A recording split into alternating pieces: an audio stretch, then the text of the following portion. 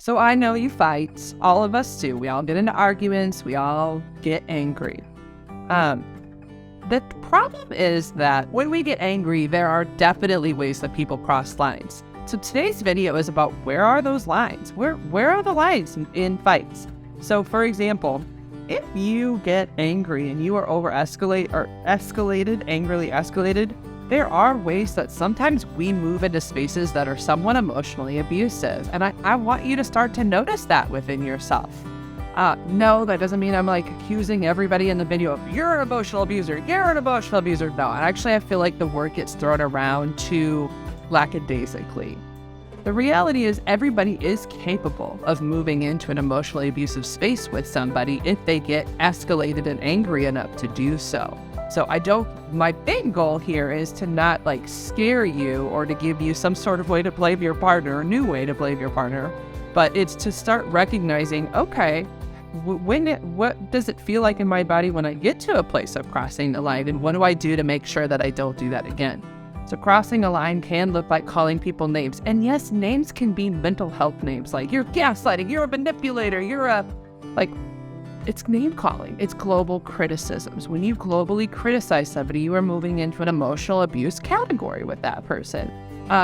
Yelling and screaming at somebody is a form of emotional abuse. Threatening their sense of security or safety. So in a partner relationship, that can look like, I'm going to get a divorce. Again, these aren't intentional. I do want you to hear that nobody is intentionally trying to be emotionally abusive, but if you hear it, like threatening divorce or threatening to leave are versions of threatening somebody's safety. Or for a teen, if you're raising a teen who's getting unruly, threatening to call the police on them, even though it's an empty threat, you're in a position of power. You're the adult. So when you threaten shit like that, you are threatening their sense of safety and security. Now, to be fair, if they are very abusive and it's a dangerous, toxic situation, then sometimes that is what's necessary. But that's the difference in that situation would be it's not a threat. You're planning to do that because you need to save the situation. So I'm not saying that there's the situation that never calls for it. But I'm talking about in just day-to-day interactions and day-to-day conflicts. I see couples move in and out of emotionally abusive states with each other all the time. And these aren't like terrible people. You're not a terrible person if you've potentially crossed one of these lines. But what I do want you to start to recognize in yourself is, okay, when am I getting emotionally so escalated that I don't even control what I say or do or how I behave in this conflict situation? That's step one, is what's happening in my body and what's happening in my relationship.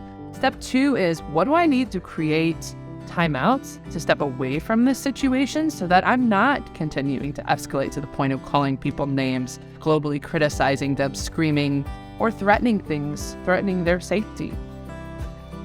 So that's step two. And then step three is, over time, learning to stay out of that space altogether. You don't have to escalate to the point of so much anger that you're fuming. If that's the situation you're in and you're doing it on a pretty daily basis or even a weekly basis, there's a bigger picture of, what am I doing in my life to create peace and calm and to step out of tension in my world?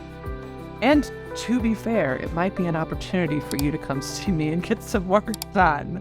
So with that being said, please like and subscribe for more tips. And also, if you would like to see me as a therapist, submit a contact form at my website, therapistintstlouis.com.